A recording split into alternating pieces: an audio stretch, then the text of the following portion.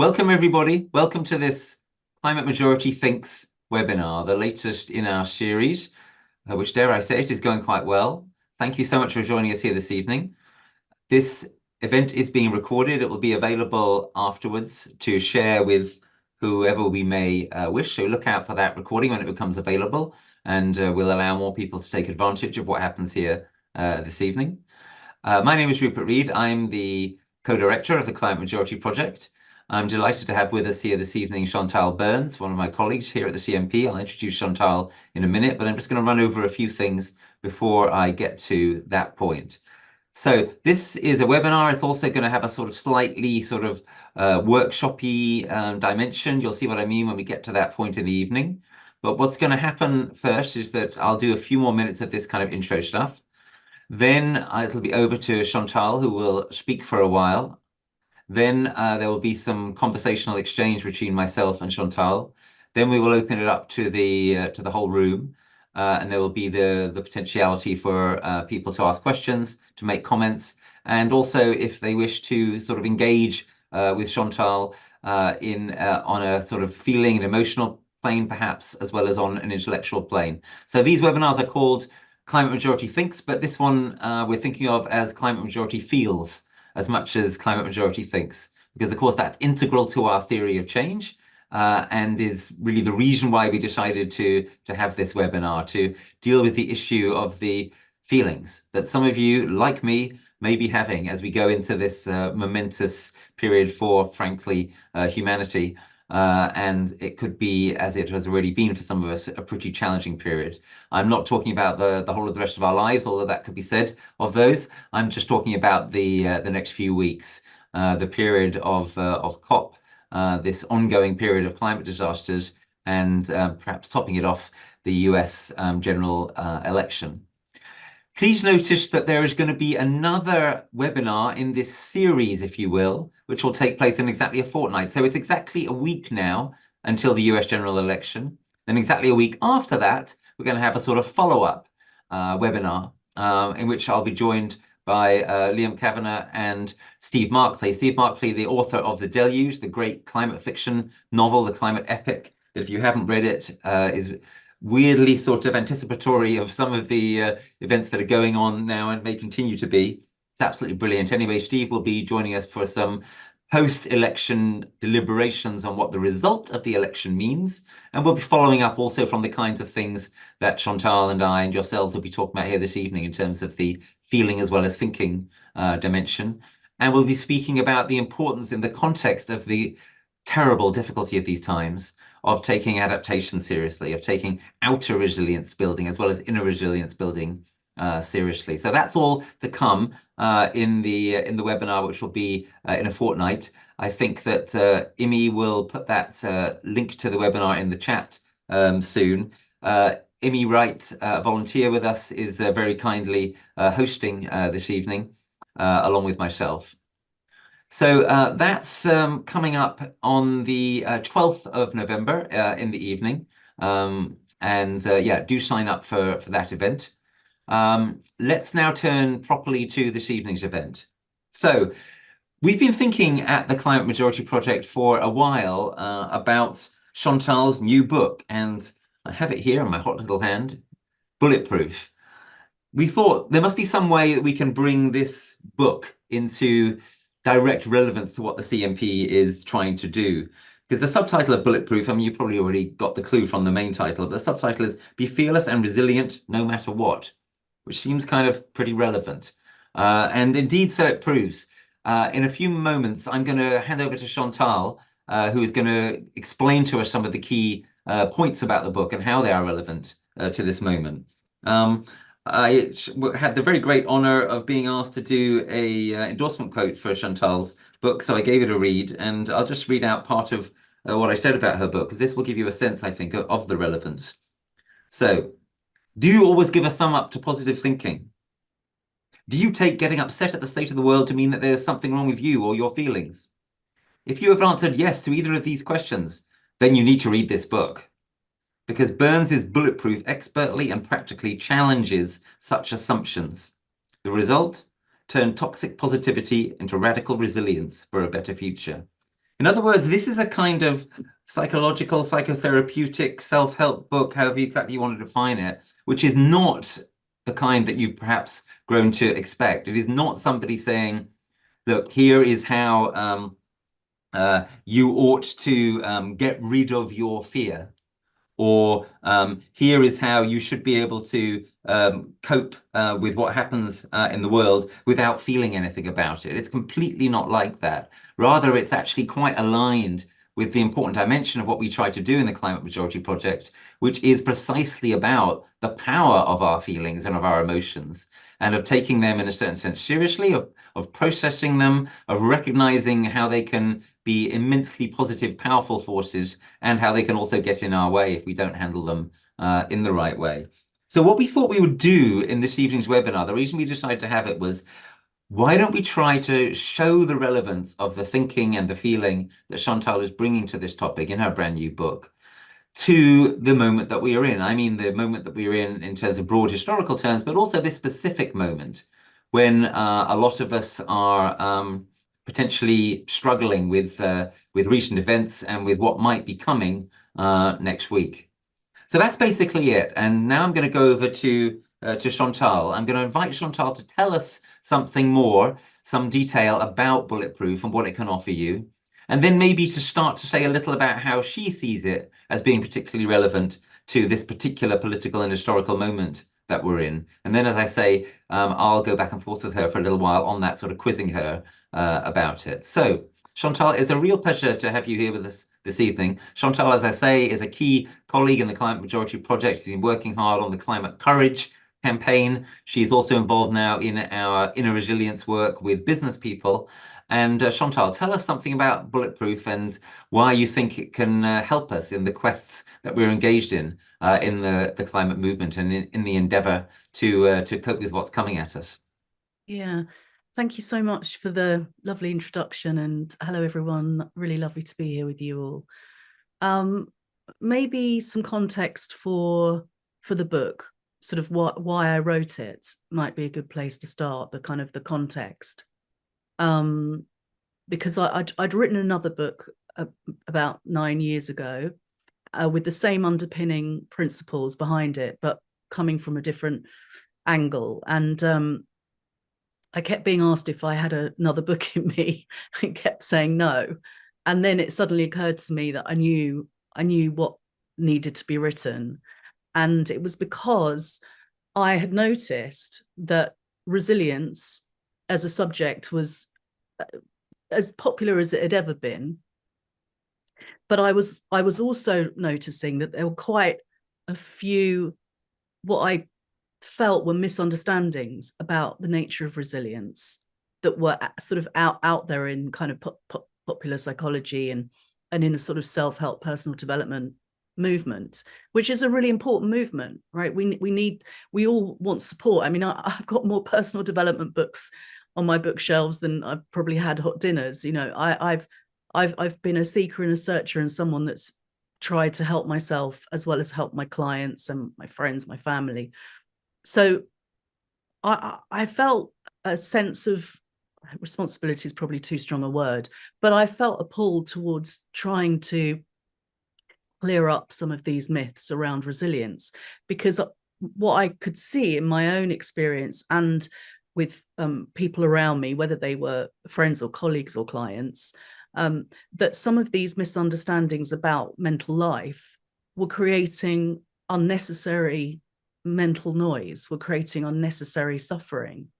And we need all the help we can get. So for me, it made sense. Well, if we can remove some of the misunderstanding, then we can remove a lot of the interference that blights us, and we can help ourselves more easily. Because, you know, let's face it, there's a lot going on in the world. And that's how I open the book, by talking about, you know, the fact that there's a lot going on in the world.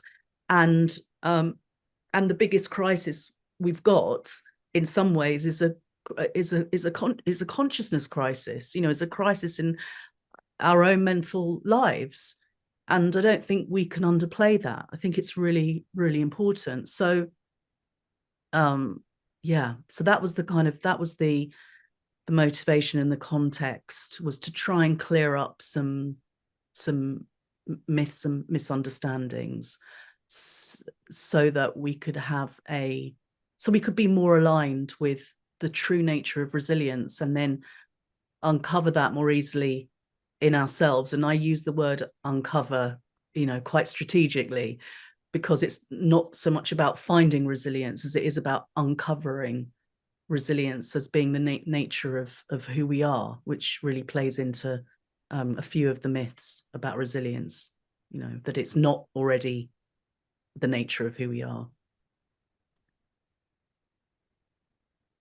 I can say more. Do you want to prompt me, and then I'll share a bit more? Sure. Yeah, I thought you were going to go into saying something about toxic positivity.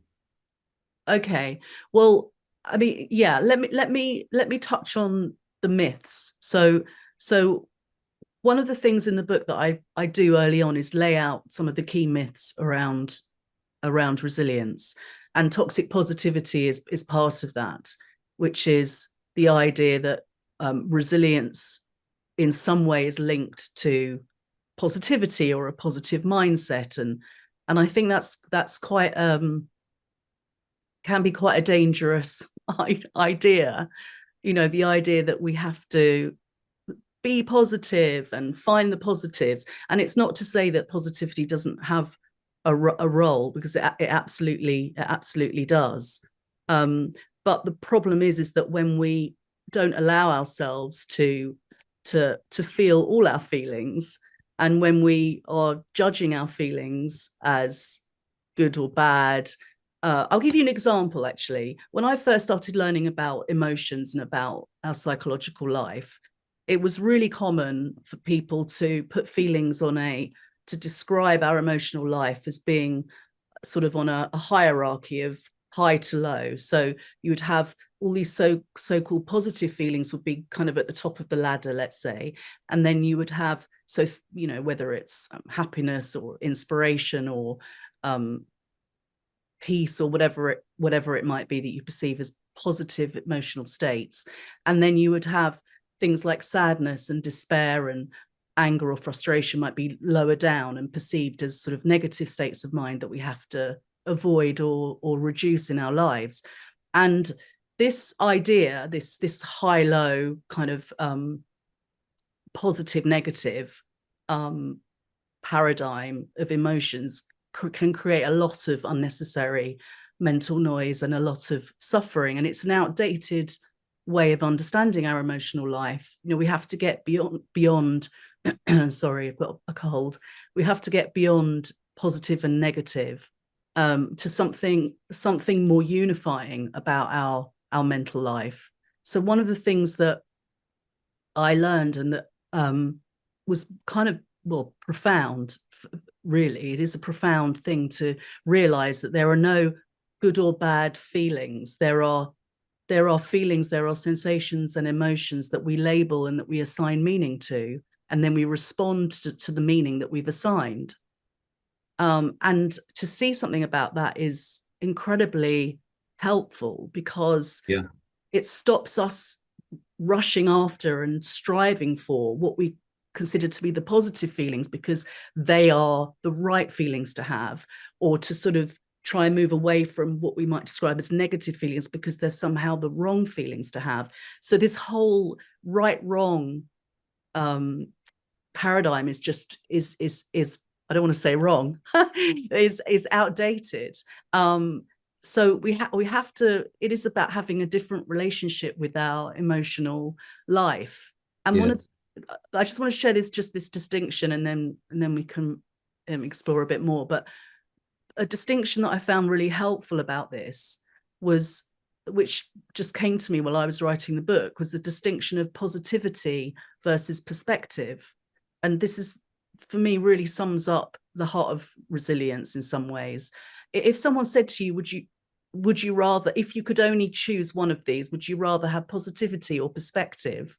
Which one would you choose? Well, when I was younger, if someone had asked me that question, I would probably said, oh, positivity, positivity, because it was sort of drummed into me. You've got to be positive, stay positive, find the positives. That was very endemic growing up. And in some ways it was helpful. But actually now I see that if I were given a choice, I would choose perspective over positivity.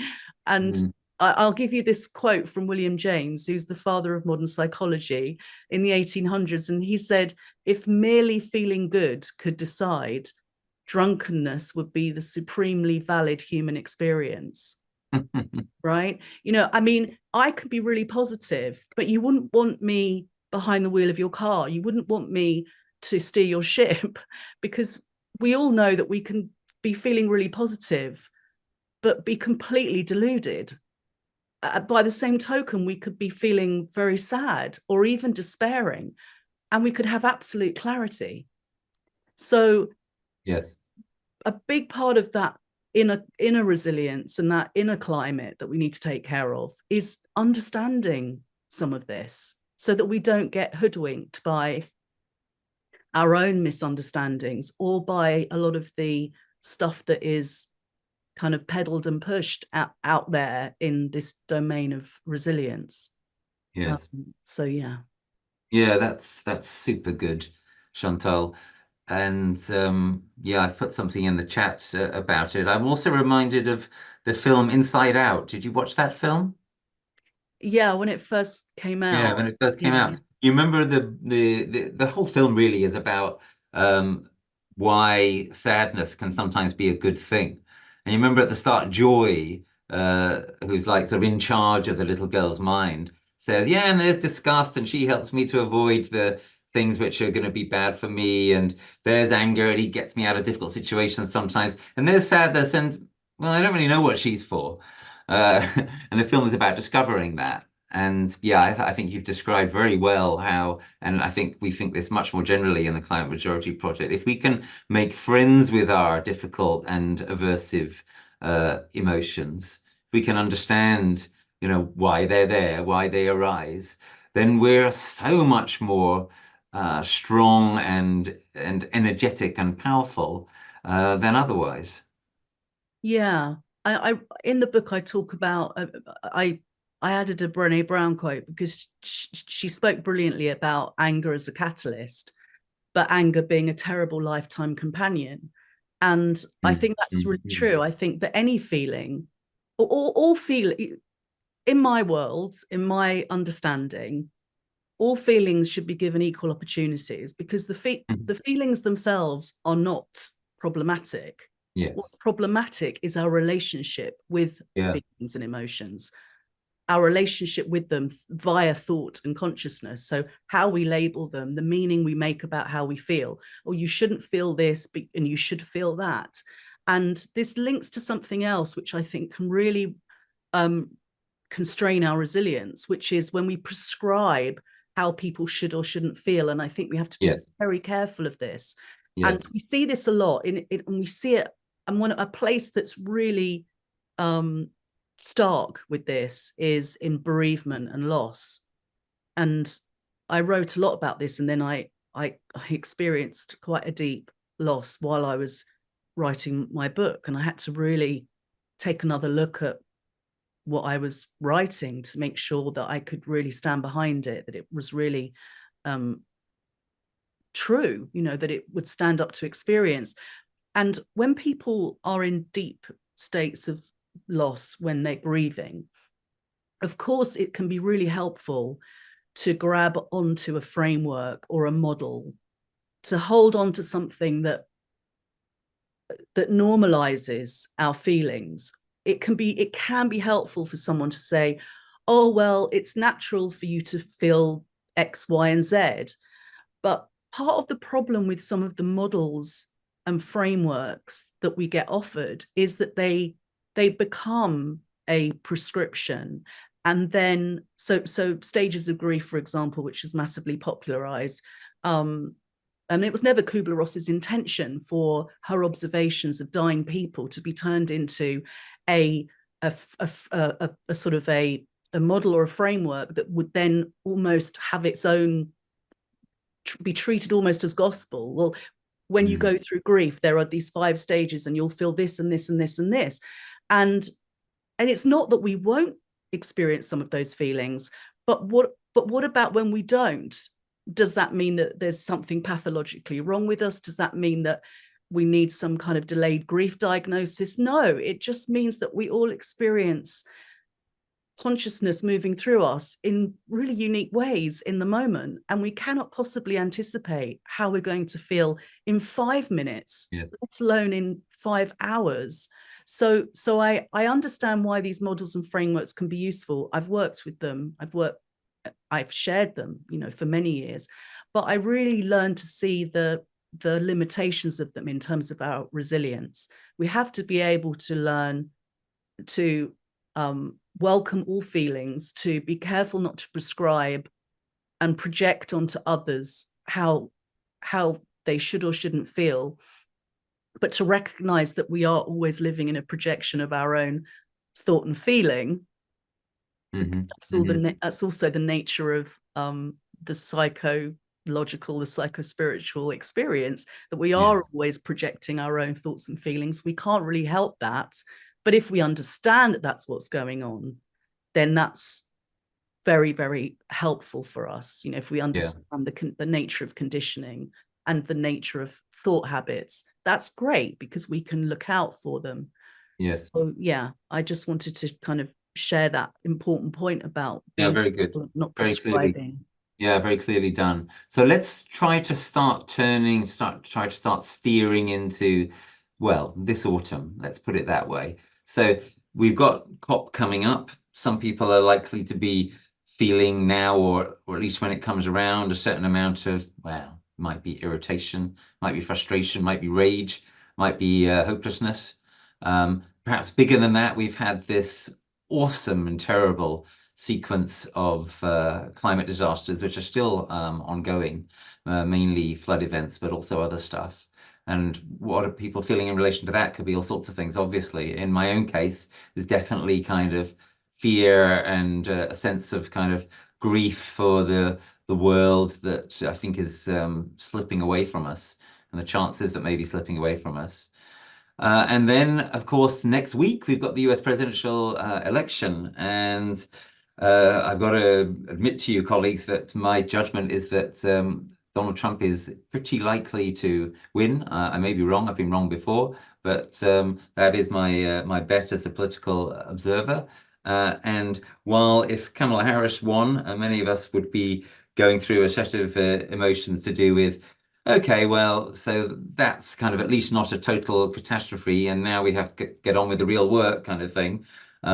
If Trump wins, because of his anti-democratic nature, because of his plans to destroy climate and environmental legislation systematically this time, and for various other reasons, I think that there is going to be a wave of despair and despair, hopelessness unleashed, such as we perhaps never seen before. I mean that quite literally. And for a lot of us on the call, it will be partly related to the implications for climate and ecology. So this is all by way of saying, Chantal, how do you see this in relation to the framework you've been laying out for us? How does the bulletproof type perspective stand up here? How might we place ourselves, perhaps, if this is the right way to think about it, in a slightly stronger position as we go into this difficult and nervous period, which of course also might not end terminally on election day. It's possible there will be contestation of the results, so it might in that sense be prolonged even in terms of figuring out where exactly we are. What would you say to start to kind of put us on this psychological journey in the best way we can? Well, I think first, and sorry to repeat myself a bit, but no, go ahead.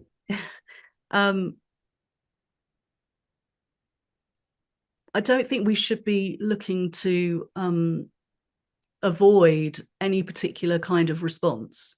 So, but also not to expect that it has to be a particular way.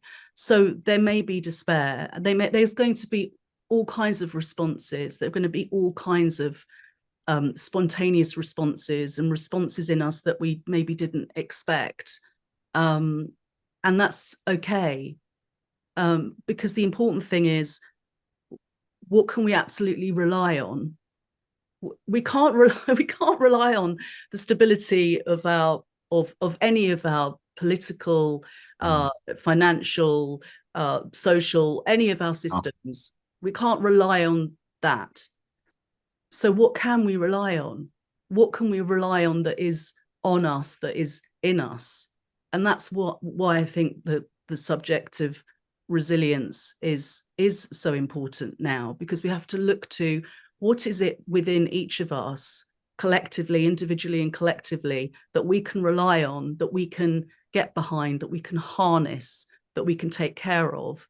And that is our capacity to, you would talk of it as moving through, some talk of it as overcoming, in some ways, moving through, overcoming, being with whatever shows up on that day and whatever we think that means. I think there's a few things. One is really being able to rest in the knowing that we have what we need on the inside to navigate whatever is coming our way. Because if we don't believe that, then what are we doing? We have to be able to rely on something. And given that the world is in such a state of in some ways fragility, instability, whatever acronym and word you want to put on it, it's brittle, it's volatile, it's uncertain, but we have to find something that we can get behind. We have to find something that we can lean on in ourselves and each other, and that is the human spirit. That is the human spirit. That is the part of us that is unbreakable. That is the part of us that doesn't change. It's not personality driven. It's not genetic. It's not, it's not okay on a Monday and not there on a Wednesday. The human spirit is the absolute constant. And that is resilience. That is an expression of resilience, what we're made of. And so we have to look to that, our capacity to think anything, our capacity to move through 100 states of mind in a given day, week, month, and be able to come out the other side of very difficult feelings. And I'm not saying everybody will be able to do that. I'm not saying everyone will be able to do that, but we have to do our best to support each other and remind each other of what we have going for us. Love and the compassion that is who we are, that resilience is the nature of nature. It is who we are. And that's what we have to corral. That's what we have going for us. So that has to be a focus. I don't want to use the word hope, because I don't want to get into a debate about the word hope with you, Rupert. But I do think we have to have something. Well, what I hear you saying is it's very beautiful what you just described, Chantal, and what I hear you saying in part is it's about the confidence that by ourselves or with others we can handle what comes. We cannot have control, obviously, over, for example, the result of the US presidential election or the aftermath of it. But we can have some degree of control over our own response, not to police our own response, right? Your whole point is, if fear arises or grief arises or whatever it might be on November the 6th in a week's time, to have confidence that we can handle that and allow ourselves to manifest that, and that is actually part of our loving and compassionate and resilient nature. Is that a good understanding of what you've been saying? Yeah, we have to look to the beauty. There's so much beauty, and it's bound to get a bit ugly. I mean, politics just does get ugly, and especially at the moment, it's so polarized, and so we have to look to the beauty. We have to look to what is unbreakable in us, about us, and we have to call that forwards. We have to draw that out of each other. We have to remind each other that that's who we are, and then together that helps us to mobilize, because even if we think that major collapse is coming, still there is so much beauty, still there is so much to take care of, still there is so much love to extend and compassion, still there is so much work to be done.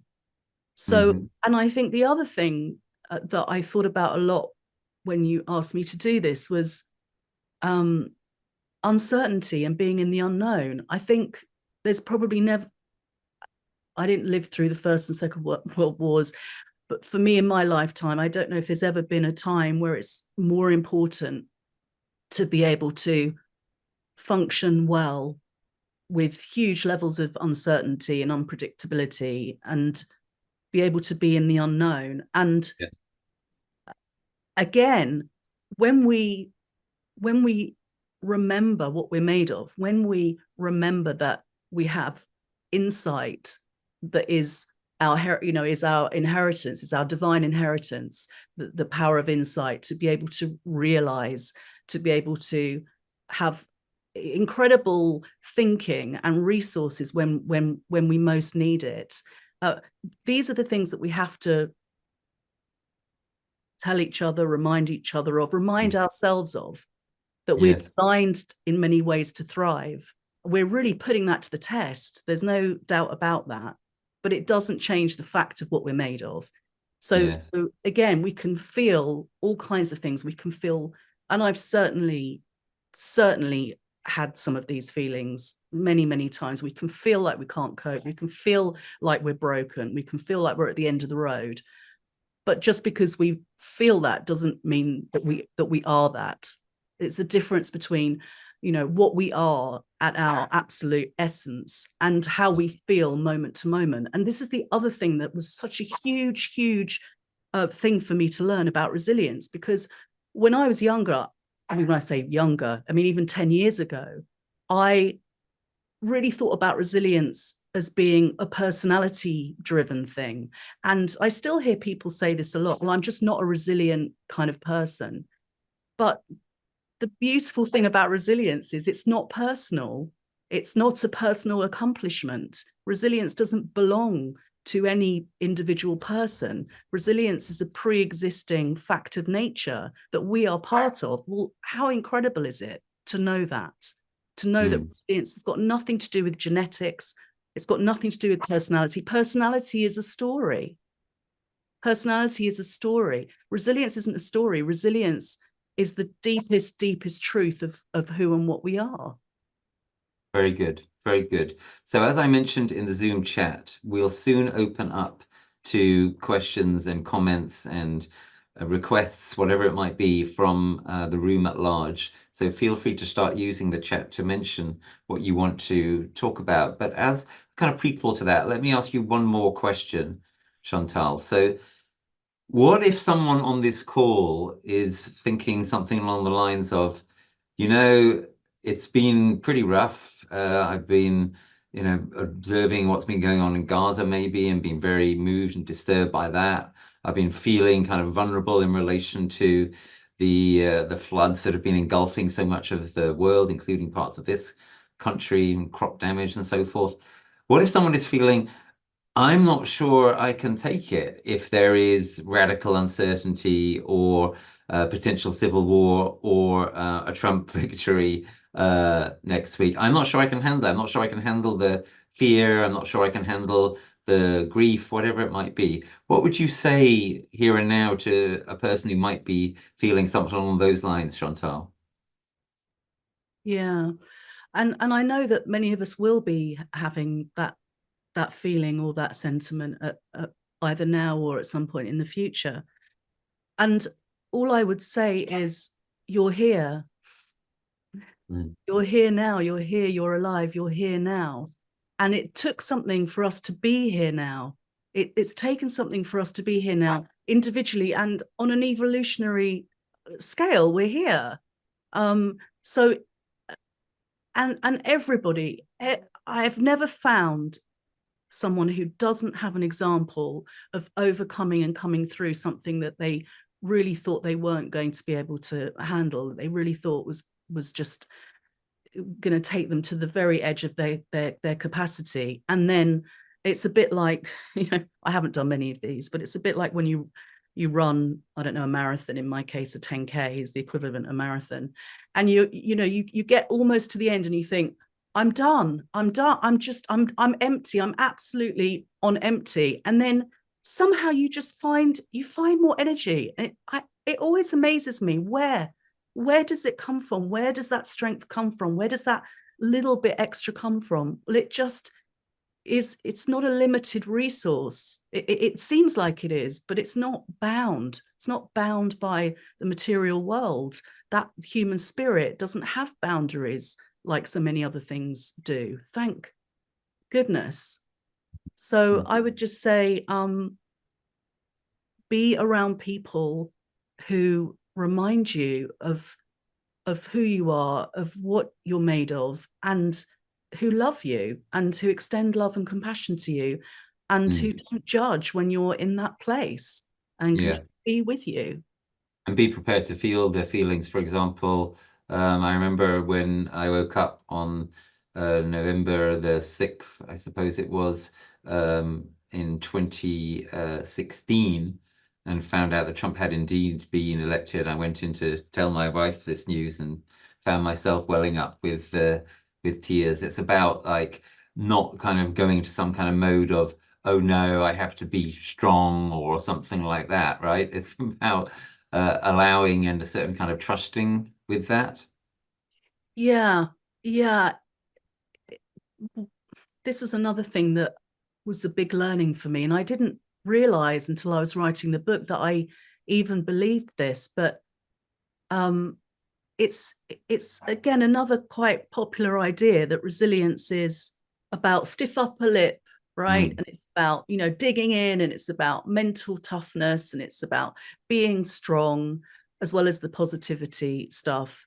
And that's just, it's really unhelpful. It's a really unhelpful idea that resilience is about being able to just be with all the feelings, because all the feelings are sourced from the same energy behind life.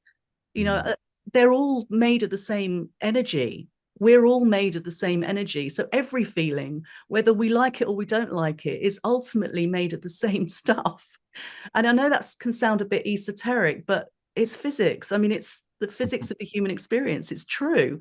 And so we need to give all feelings an equal opportunity, even though some of them feel horrible.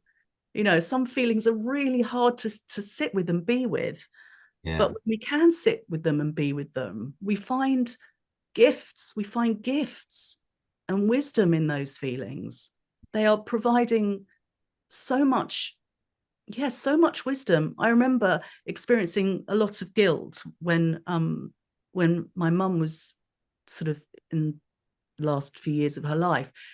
There was a constant sort of sense of guilt that I wasn't spending enough time with her, and there were lots of things I felt guilty about. Guilt was just becoming a bit of a theme in my life, and it didn't feel good. And I suddenly realized guilt, like all feelings, has valuable information in it. And what I realized was that guilt was reminding me of what mattered.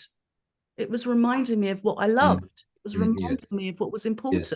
And then I started to really not welcome it, but acknowledge and appreciate its role in my experience, rather than, oh God, I don't want to feel guilty. I don't want to feel this. I don't want to feel that. Because of course, as soon as we start pushing the feelings away, we create more intensity, and then that resistance just creates even more interference, and then we feel even more suffering. So it is about being free. To me, is feeling free in all feeling states. Knowing that we've got what we need on the inside to navigate what's going on around us, and also recognizing that this idea that there are two worlds, that there's an inner world and then this outer world that we're dealing with, that's another quite destructive myth. It's one world. There is an inner world of thought and feeling, but the world that we perceive around us isn't really separate. It's all part of the world that we're experiencing, and we're part of it. And as we start to explore that more, which of course, you know, I do in the book, there is a deep freedom and peace that becomes available there too. And I'm not saying we can be at peace with Trump being in power, but if he gets in, we're going to have to find some peace in ourselves and then just get on with whatever our work is to do. Yes, and it's Get about on with the work. yes, it's about accepting reality, and it's about accepting the feelings you have that arise in response to that reality and not trying to deny either of those things. Yeah, Yes. brilliant. Right, let's go to the room. So, no holds barred.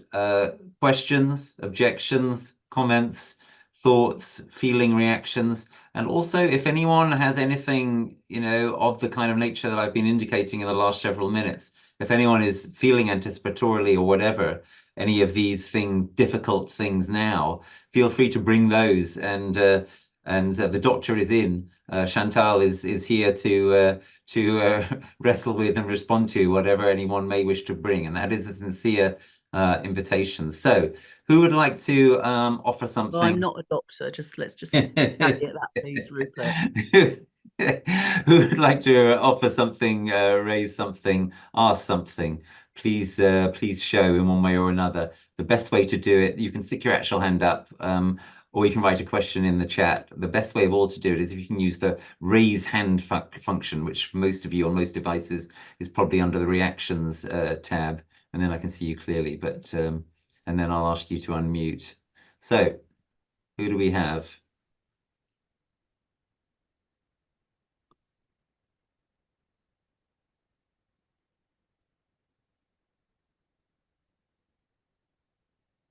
And we've got Michael Solomon. Hey, Michael.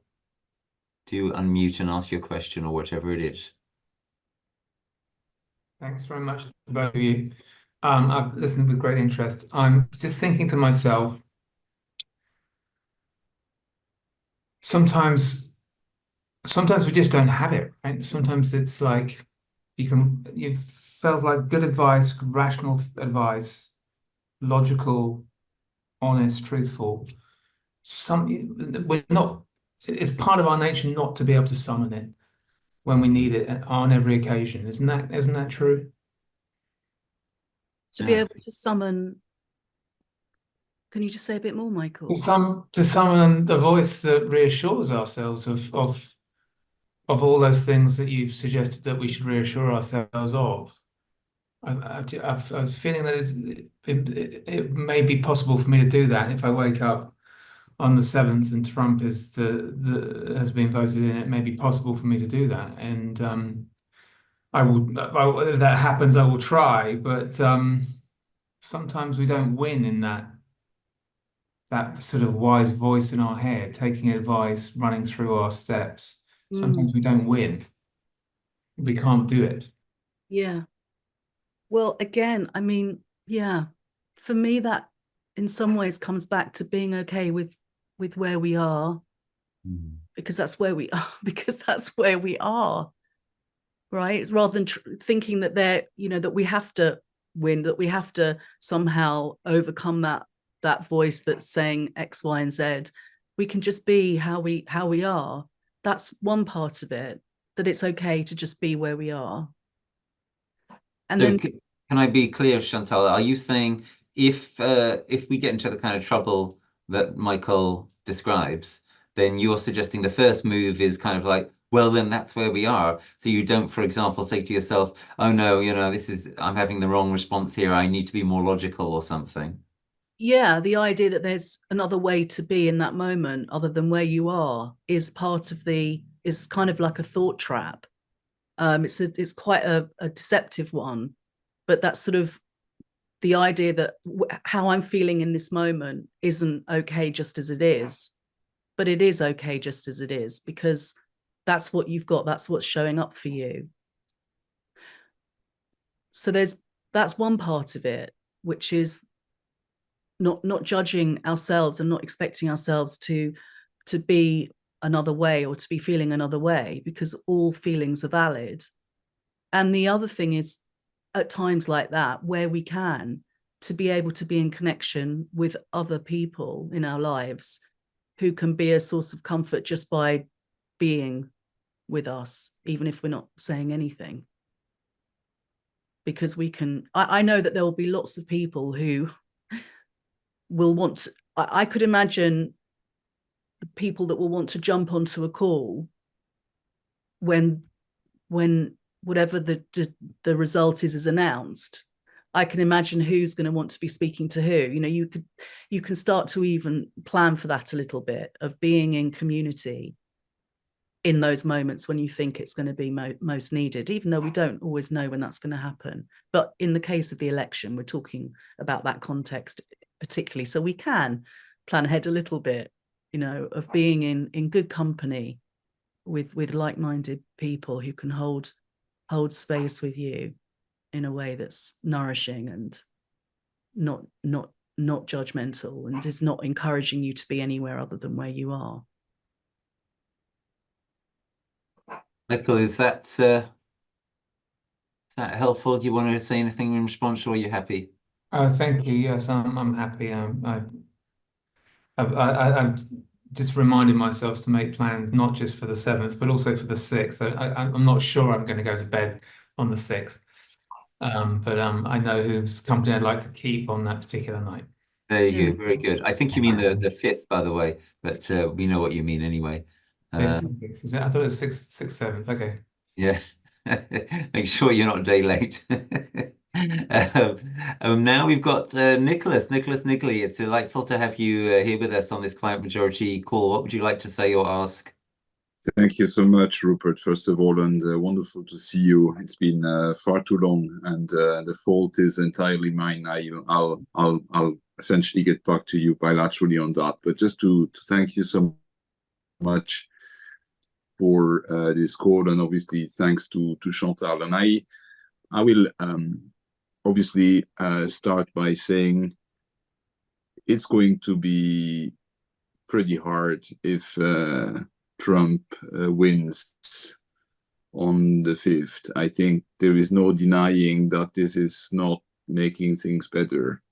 But I have learned over quite a few years, especially the years I was in diplomacy, that sometimes you attach perhaps a too big importance on these swings in between administrations. And often one is surprised to essentially see that when it comes to detailed policies, there isn't that much of a radical difference at the end of things. Not to say that, this is going to be the case here. There are clearly quite a few sort of red alerts here on the Trump side, but I think it's to me the bigger question is really, is it going to be that much better if Kamala Harris wins? And my answer to that question is probably going to be no, because at the end of the day, the climate crisis and the nature, or the climate breakdown, the nature crisis, the biodiversity crisis we are having, is just the symptom. And the problem is a much larger one. And I just wonder here, and this is a question to obviously Chantal, but also to you, would this election, and depending who wins, if Trump wins, not also be potentially an accelerator for larger movements to start to emerge and to become more focused on essentially thinking more out of the box, more extraordinarily in terms of what the transformations are that we all need, because we are very deeply on the wrong track. Yes. And it's not just like thinking and acting at the margin that's going to work. We don't just need sort of a continuation of the policies we are pursuing at the moment. We need fundamental, extraordinary thinking for extraordinary polycrisis, how to make the polycrisis into a poly opportunity for the future of humanity. And I wonder just whether this situation does, to a certain extent, if Trump wins, not offer us an opportunity to step up. Yes. And you're, of course, in right, a much Nicholas. bigger way. Yeah, thank you so much. Fascinating question. I'll make a remark as you address the question to both of us and then hand over to Chantal. So yeah, so my fear if Kamala Harris wins is that people will become complacent. It's happened in the past. Exactly. If Trump wins, also it is without doubt that some will be energized by that into doing all sorts of things, some of them good things, and that could be good. As I said though earlier, I do also fear that a Trump victory may be the biggest event we have seen yet of encouraging quite a lot of people to give up. And you're right, they wouldn't really be giving up precisely because of the actual meaning in policy terms, for example, of Trump's victory. I think the reason why a lot of them would be inclined to give up would be because they would feel something along the lines of this is a sort of straw that's breaking the camel's back. This is a kind of gigantic symbol. We should also, of course, be careful about what is meant by giving up. So if one moves to deep adaptation, for example, that is absolutely not giving up in my book. The book Deep Adaptation, that is, for example. So we have to be quite careful with our language and our thinking here. But I also do not think we should underestimate the number of people who are going to feel this as a body blow. And one reason we wanted to hold this event tonight is to start to get us into the mindset of being able to potentially deal with that body blow and also to help others who may be dealing with it. Chantal, over to you. What's your thinking on this really important question? Well, I mean, I think we talked a bit about this, Yes. you and I. This feels Yeah. familiar, this conversation that, yeah, that more crisis is more mobilization of effort. I think that we don't know. First of all, we don't know what the result's going to be yet. When the result comes, we don't know for sure exactly what that's going to mean. We think we know. We have a good sense of what that's probably going to mean.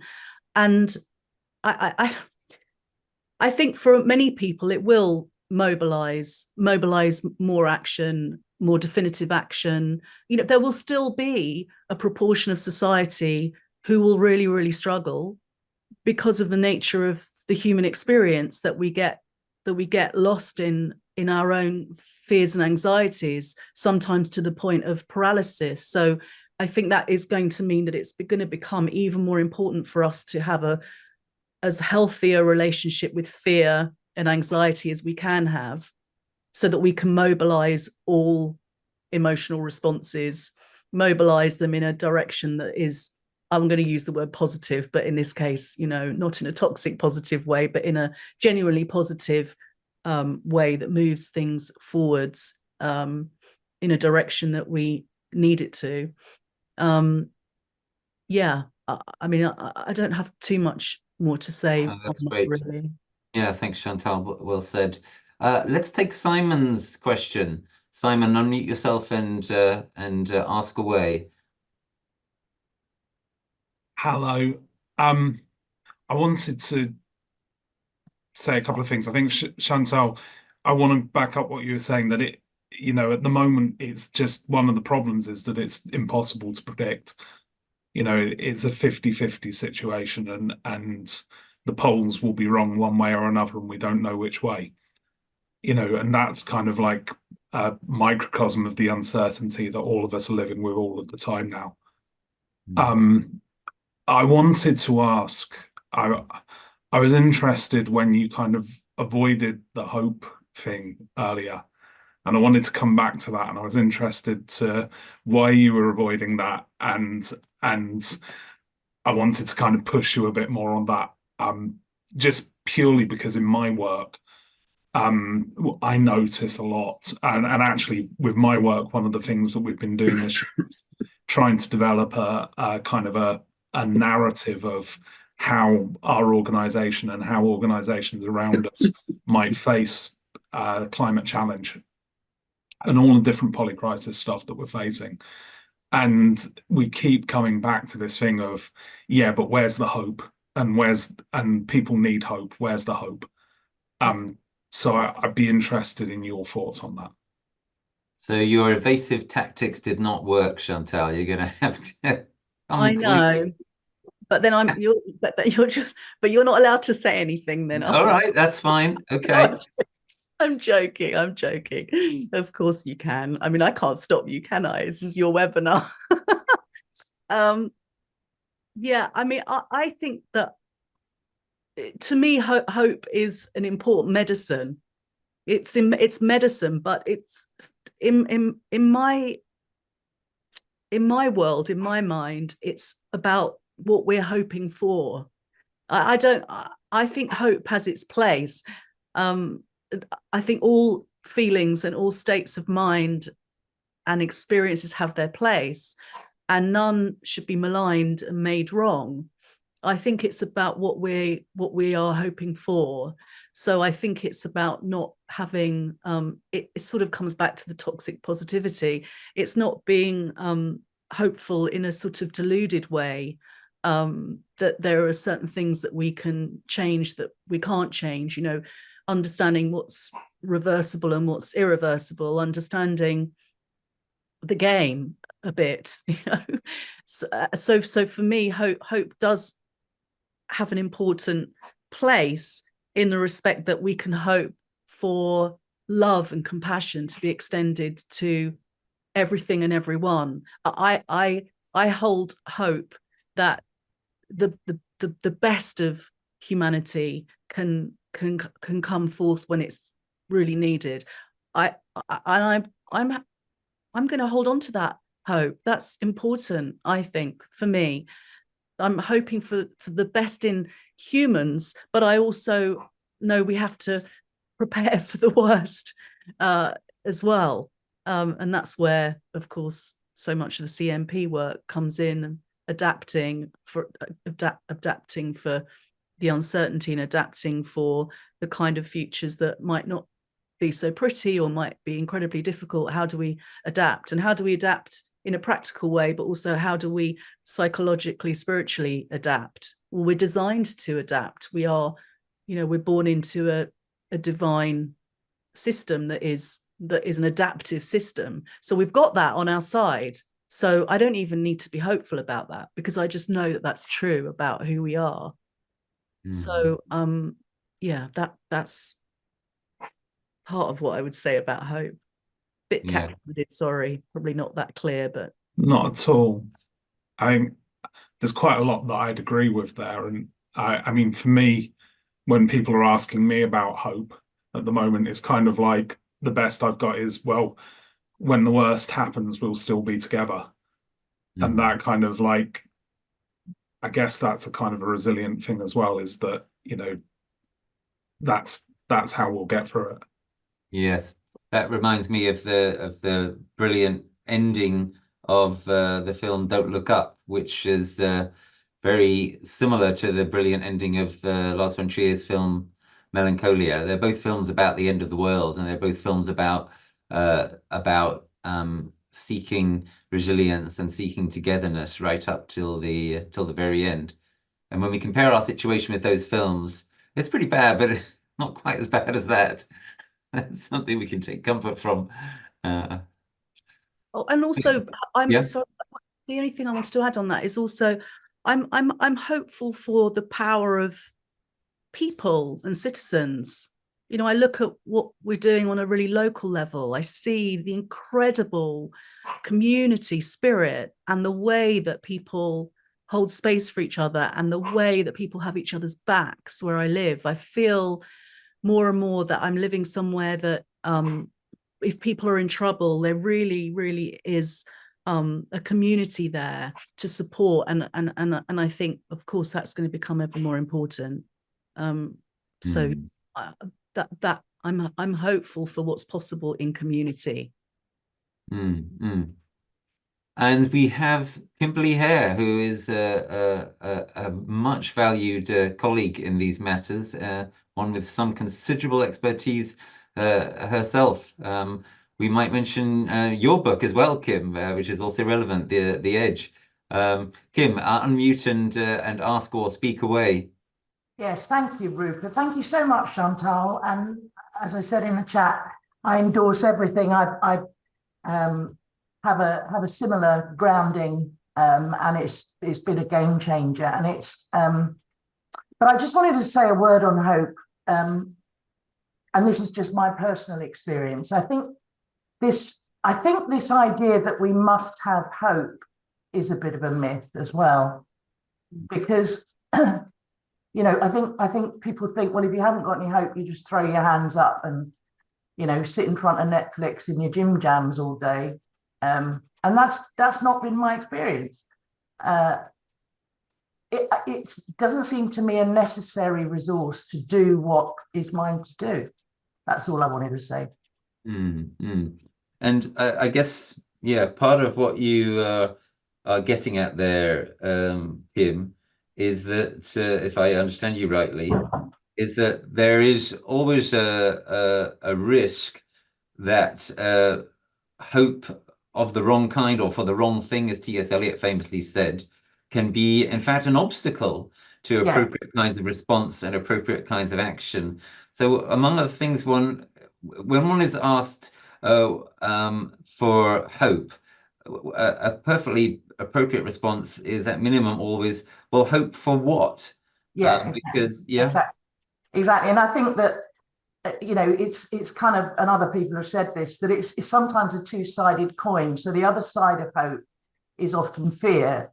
So we end up over attaching to a particular outcome, and sort of bargaining, you know, and yeah, I've just found I as I say, personally, I don't need hope other than in the human spirit, as Chantal's been saying, and in the beauty and intelligence of life, all of life. But it's not, you know, it's no longer for me about a specific outcome. Yeah. Chantal, any response to that? No, I appreciate that. Thank you. And yeah, I mean, that makes sense to me. That resonates with me, that I think I said at the beginning, you know, it's about what we're hope for, what purpose, what are we hoping for? Yes. I just, you know, it just, for me, I don't want to rule out any particular feeling or state of mind or experience as being right or wrong or helpful or unhelpful. I think it's always going to be very subjective. But I think the deeper point of what Kim's pointing to is really important. You know, not being attached to a particular outcome, and yes, looking to the beauty and intelligence in all of life, that we are all part of and endowed with that intelligence and that beauty. And that's, I have hope that we can draw out more of that in the coming days, weeks and months, because we're going to need it. Very good. We have Mark. Mark, do unmute and then tell us or ask us what you want. I was just going to say on the subject of hope, I think some of the hope is in action. Now, for the first time ever last Friday, I went to speak to my MP about the Climate and Nature Bill. Unfortunately for me, I live in North Antrim, and the MP in question is Mr. Jim Allister.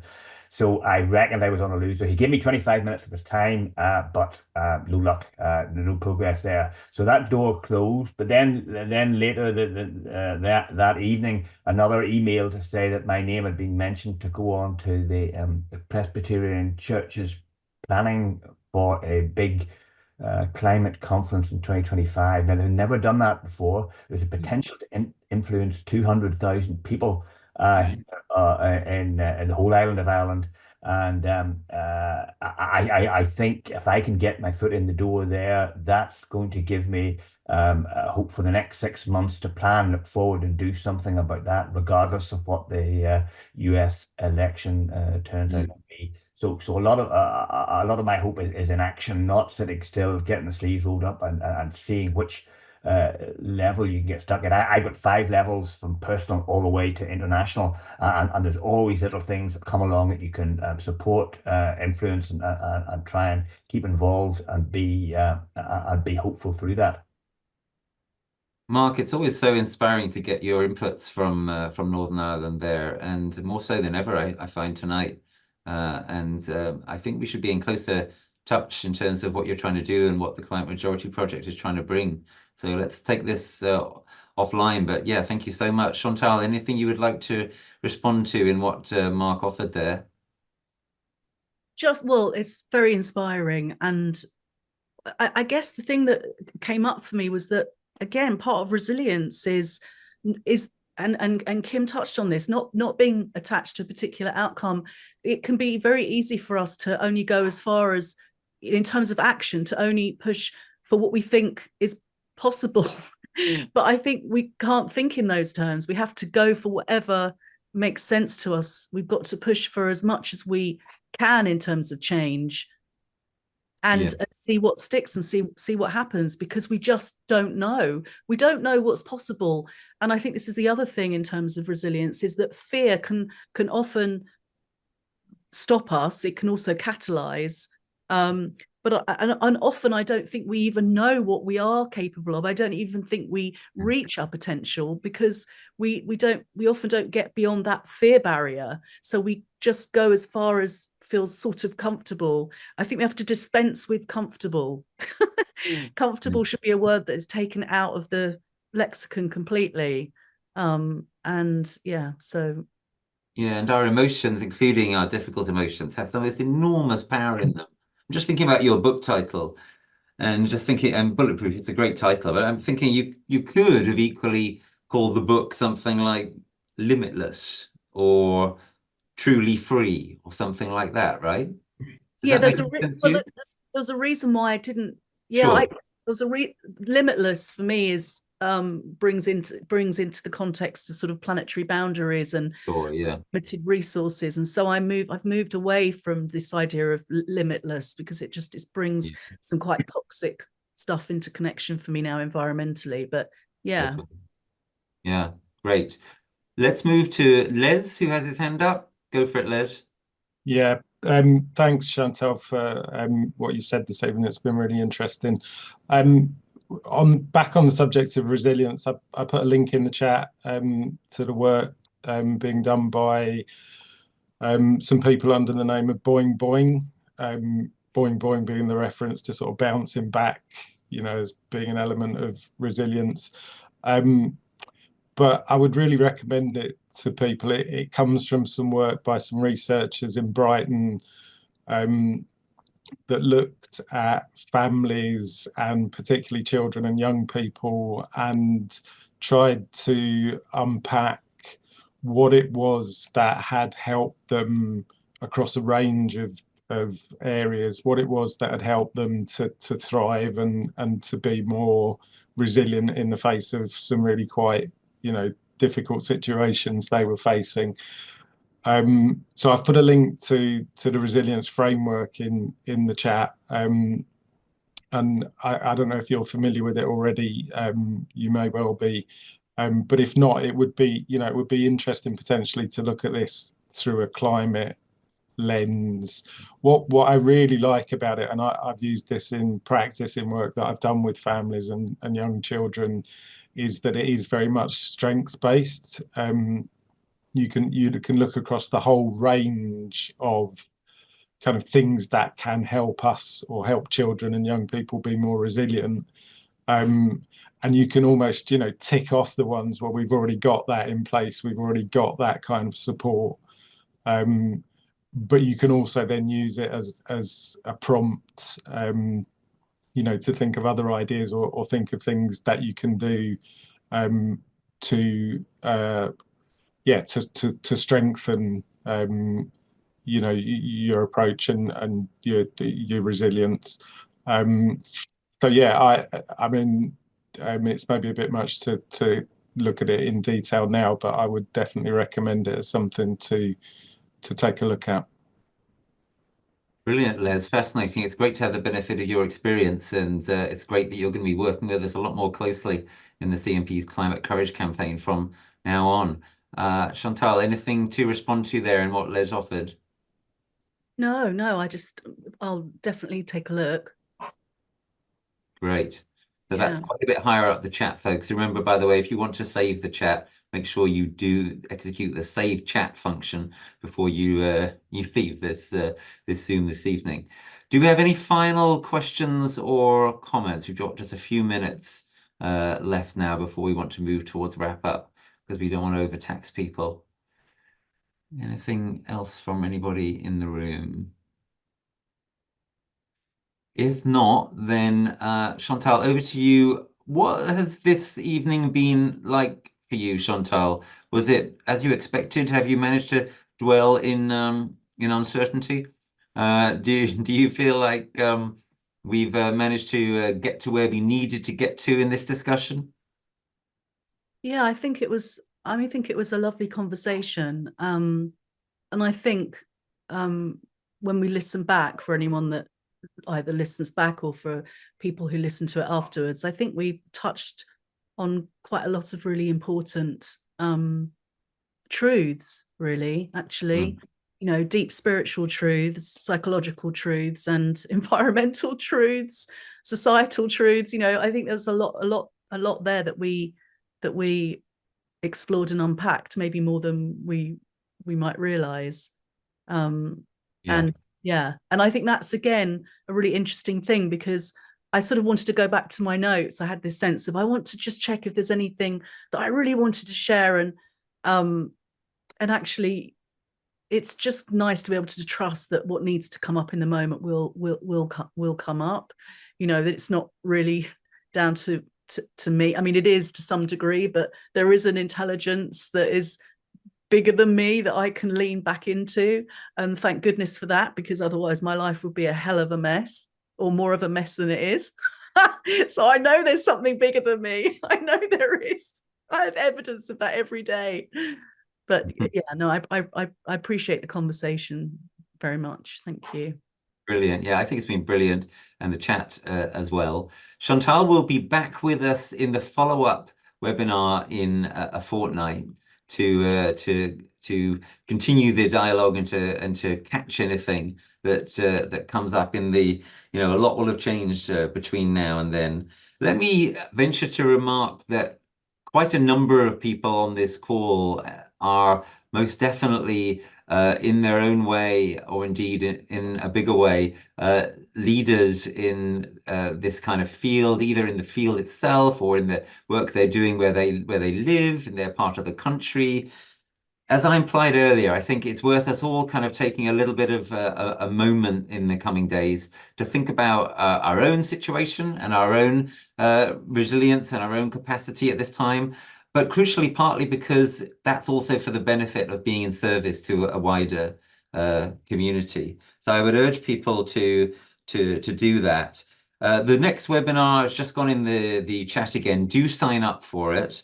As implied earlier, it is going to be leading us onto the territory of strategic adaptation for emergency resilience, the SAFER campaign that is going to be a key ingredient in what the Climate Majority Project is bringing over the next year. And well, let's put it this way: if there is a Trump victory or a really contested result, that will definitely be a prompt to take the task of adaptation and resilience building more seriously.